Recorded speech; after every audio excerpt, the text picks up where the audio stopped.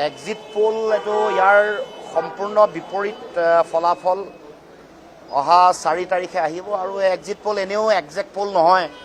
মই press meet the এনেও কৈছোঁ যে যোৱা 10টা নিৰ্বাচনৰ ফলাফল যদি আপোনালোকে পৰীক্ষা কৰে তেতিয়া দেখিব যে ফলাফলৰ যিটো হাৰ বিফলতাৰ হাৰ 57%, তাৰমানে প্ৰায় 60%।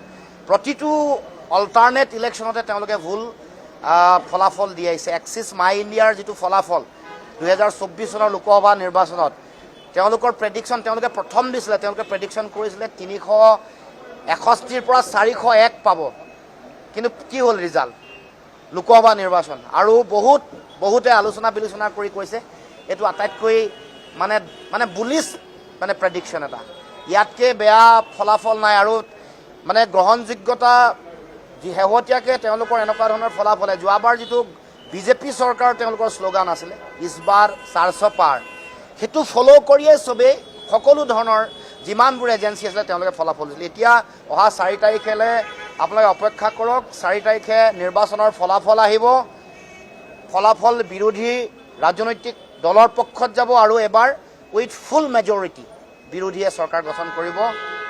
গৌৰৱ গগৈ মুখ্যমন্ত্ৰী হ'ব।